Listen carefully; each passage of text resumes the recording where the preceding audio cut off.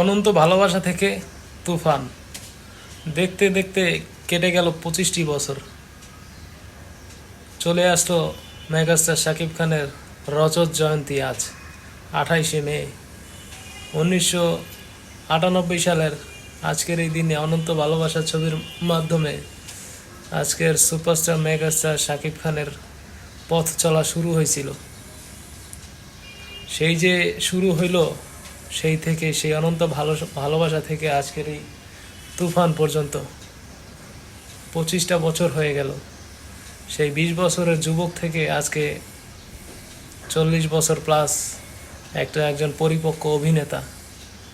বাংলাদেশ, ভারত, কলকাতা মিলে দুই দেশের একজন মহাতারকা। প্রথম সারিতে প্রথম দিকে শাকিব খান। শুরুর দিকে প্রথম দিকে এই শাকিব খান যখন আজকের শাকিব খান ছিলেন না, সুপারস্টার ছিলেন না, মেগাস্টার ছিলেন না, তখন তাকে অনেক স্ট্রাগল করতে হয়েছে। অনেক প্রথম সারির অভিনেতা অভিনেত্রী যাদের নাম বললে বলা যায়, তারা তার সাথে অভিনয় করতে চাইতো না। তারা সাজেস্ট করতো রিয়াজকে।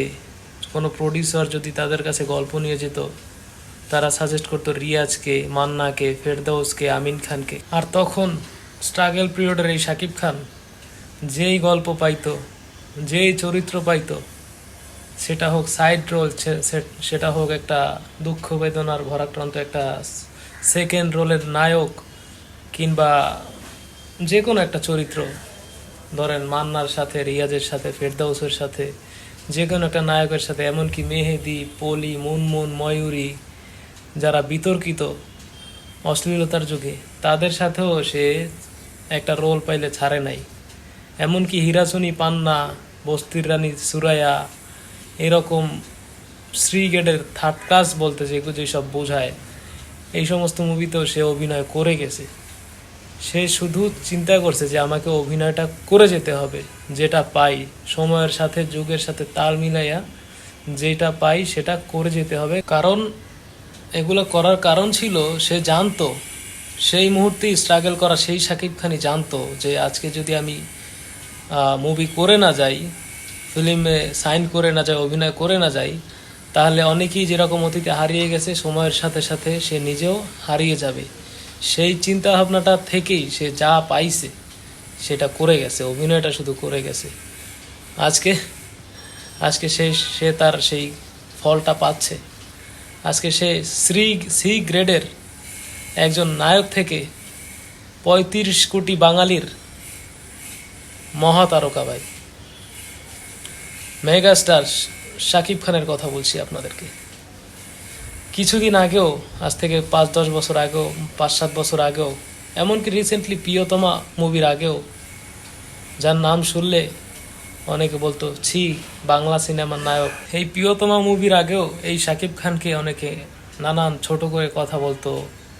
তার ব্যক্তিগত জীবনের সেই বুবলি, অপবিশ্বাস আলোচনা সমালোচনার পরে অনেকেই তাকে বলতো যে তার সাথে অভিনয় করলে এইটা সেটা, অনেক ছোট করে কথা বলছে। কিন্তু প্রিয়তমার পর, রাজকুমারের পর সবাই তার সাথে একটা ছবি তুলতে পারলে নিজের ধন্য, বিশাল কিছু মনে করে। সেটা হোক বাংলাদেশের কোনো ফেমাস সেলিব্রিটি, অ্যাক্টর, নায়িকা, মডেল, অভিনেতা, অভিনেত্রী, প্রথম সারির কোনো মিডিয়া, কোনো পলিটিশিয়ান, মানে কি বলবো, তার ক্রেজ এখন অন্য লেভেলে চলে গেছে।